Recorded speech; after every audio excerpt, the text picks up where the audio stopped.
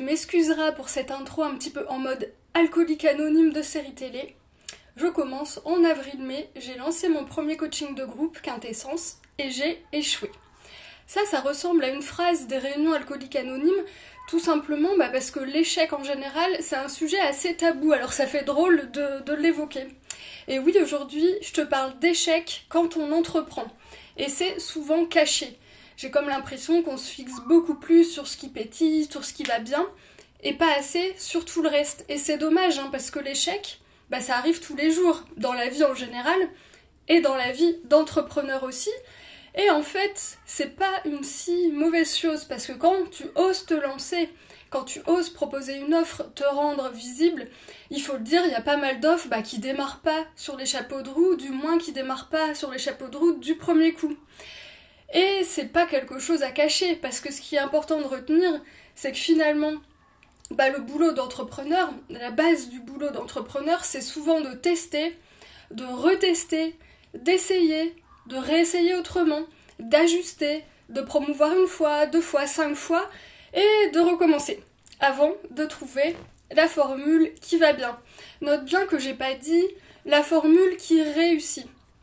Parce que la réussite, c'est aussi très relatif à chacun. Je suis sûre, moi, que ma notion de la réussite n'est pas la même que la tienne, pas plus que la réussite d'un entrepreneur qui fait un lancement, qui est déjà bien établi, qui est leader de son marché, ça sera pas la même chose que pour une personne qui débute, un débutant qui lance son premier projet avec une petite audience. Donc ça me permet tout de suite de dire que la notion de réussite est relative et idem, la notion d'échec est assez relative aussi. D'ailleurs, je suis pas grande fan de ce mot parce que le mot échec, il porte en lui-même une espèce de notion hyper binaire, comme si d'un côté, t'avais la réussite, laquelle on sait pas, totale, et de l'autre, rien du tout. Le vide, le désespoir. Donc, si on envisage l'échec comme ça, c'est un petit peu bloquant. Moi, en avril, j'ai donc lancé mon premier coaching de groupe Quintessence, qui devait démarrer justement cette semaine, et j'ai échoué. J'emploie quand même ce mot échoué, parce que je n'ai pas atteint mon objectif qui était d'avoir 3 personnes inscrites pour pouvoir lancer le coaching de groupe qui avait pas de sens d'après moi à moins de 3 personnes. Donc sur le coup, oui, je l'ai vécu super moyennement. On va pas se mentir, j'étais pas dans ma meilleure humeur et je dirais même que les gens qui sont passés par là, comme mes amis, en ont un petit peu pris pour leur grade. Heureusement, tout est virtuel en ce moment. Ça m'a évité de trop me défouler entre guillemets sur eux, même si tout est relatif. Donc en fait, j'étais dans un bouillonnement hyper inconfortable. Alors du coup, j'ai choisi d'appuyer sur pause, d'observer mon émotion et de la laisser vivre. Et c'est vraiment ce que je te conseille en cas d'échec, vivre l'émotion pleinement, sans chercher du tout à la contrôler, parce que ça permet de ne pas se cristalliser dans une espèce d'énergie négative qui continue à bouillonner au fond de soi pendant des plombes. En l'occurrence, j'ai appuyé sur pause et j'ai identifié que j'étais surtout frustrée. J'étais pas tellement en colère ni triste, j'étais frustrée parce que je crois complètement, et toujours aujourd'hui, au bénéfice de l'accompagnement Quintessence pour les entrepreneurs qui veulent communiquer de façon plus naturelle, et parce que je m'étais énormément projetée dans l'accompagnement, dans ses modalités, dans les exercices, dans les jeux, les échanges, etc. Et j'étais frustrée parce que d'un coup, tout ça disparaissait, ça n'existe que dans ma tête. Probablement aussi mon ego était un peu énervé, en mode mais pourquoi personne ne veut jouer avec moi? Et oui, ça c'est super intéressant, c'est ce que ma petite voix interne m'a dit dans ce moment-là et c'est super précieux à retenir moi. C'est vraiment le premier truc qui m'est venu mais presque en boucle. Comme par hasard, j'ai réalisé que j'ai pas mal communiqué autour du thème de l'école pour promouvoir Quintessence. Donc l'école un peu comme ce lieu où on a pu brimer la créativité, où on a pu apprendre à bloquer sa façon naturelle de prendre la plume. Et donc là, ça me venait le côté personne veut jouer avec moi. C'est pas un hasard. Et ça m'amène à ce premier truc hyper important. Plutôt que de parler d'échec, en fait, je peux te faire la liste de tout ce que m'a appris cet échec. Je l'ai fait hier. Et vraiment, c'est juste énorme le nombre de choses que j'ai apprises avec ce lancement raté. Que ce soit dans les discussions avec vous au sujet de pourquoi vous ne vous êtes pas inscrit, que ce soit moi en regardant ce que j'ai fait pendant le mois de lancement. Ça m'a vraiment appris beaucoup et franchement c'est super précieux. Merci encore à toutes celles qui veulent bien me faire un retour à ce sujet, pourquoi elles n'ont pas adhéré finalement à Quintessence. Ça a été vraiment précieux de recueillir vos sentiments là-dessus. En bref, finalement j'ai presque l'impression d'avoir plus appris aujourd'hui que les fois où j'ai réussi le lancement d'une offre. C'est assez paradoxal mais pas si étonnant. Et comme quoi on n'est pas du tout dans la binarité de l'échec, morne pleine et dévastation. Et c'est surtout ce que je veux te dire aujourd'hui. Non, l'échec, c'est pas quelque chose qu'il faut craindre. Ça arrive simplement quand on s'implique. Ça arrive quand on ose. Échouer, en gros, ça veut juste dire que t'as osé faire quelque chose de nouveau. Ça aurait pu réussir, le fait est que ça a échoué. C'est comme ça, point. Deuxième point, parce qu'on me l'a demandé récemment et qu'il y a un lien, est-ce que quand on lance une offre ou un projet, on doit anticiper cet échec possible ? Personnellement, j'ai pas voulu anticiper un échec quand j'ai lancé Quintessence, et ça fait que j'ai vécu mon lancement à 100%, comme si l'accompagnement allait avoir lieu, et je pense que c'est exactement là où est ma plus belle réussite de ce printemps.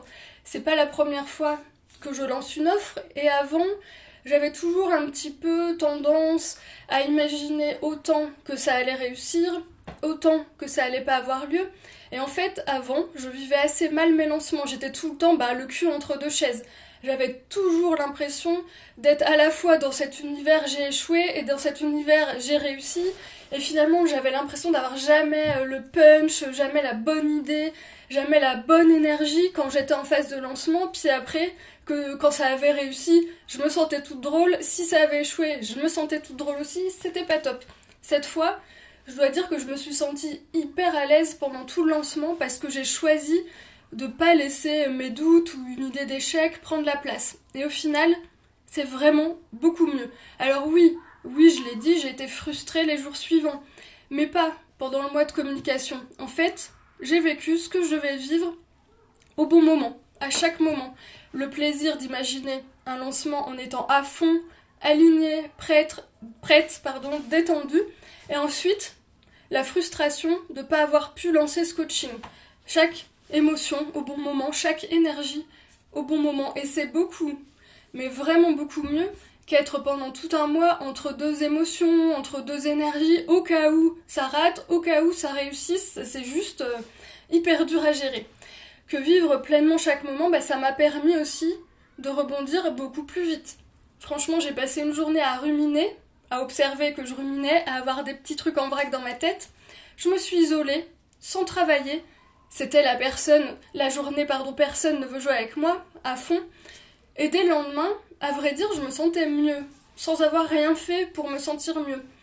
En réalité, j'avais un petit peu envie de rester dans le spleen, en mode je prends une glace comme dans les téléfilms et tout, mais en fait, mon humeur était plutôt propice à prendre l'air, à me balader, à méditer, à me recentrer, à un peu vacances quoi, à faire ce qui me faisait vraiment plaisir et qui a vraiment rien à voir avec mon boulot. J'ai commencé Le Dernier Franck Tillier, 1991, qui est un livre génial, surtout pour te déconnecter du quotidien. Bref, c'était une journée en mode calme, vacances, assez neutre. J'ai aussi choisi de vivre ce moment sans me forcer à retravailler.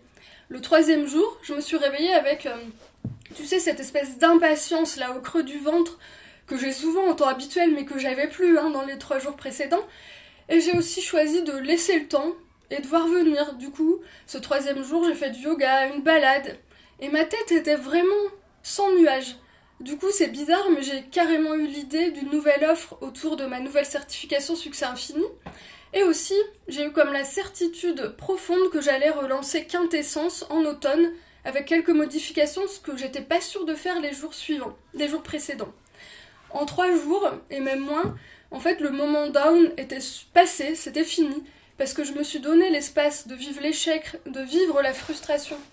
Et se donner l'espace de vivre tout ça, ça m'a évité de laisser la petite voix critique, imaginer tout un discours intérieur hyper négatif et de m'y vautrer pendant un temps infini.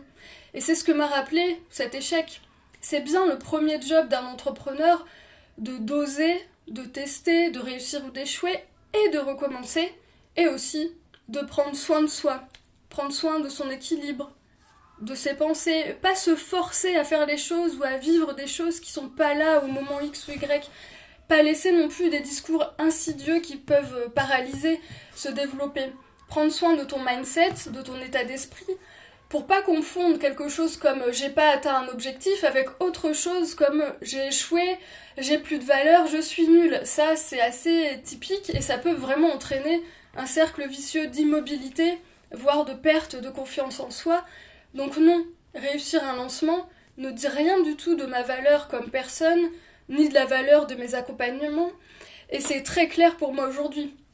Parce que j'ai réussi d'autres lancements précédemment ces dernières années, mais si tu débutes, ça peut vraiment embrouiller la tête, confondre un petit peu sa valeur personnelle ou la valeur de son offre avec la réussite ou le lancement d'une offre qui dépend de tas de facteurs autres. Donc j'ai juste envie de te dire, échouer, ça t'arrivera probablement. Ne l'anticipe pas, mais vis-le pleinement quand ça t'arrive, en identifiant bien ton émotion pour pas tomber dans une perte de confiance ou un immobilisme. Et dis-toi bien que ton job, si tu veux continuer à entreprendre, c'est vraiment de persévérer, d'oser, de retester et de booster ton état d'esprit pour prendre soin de ton équilibre.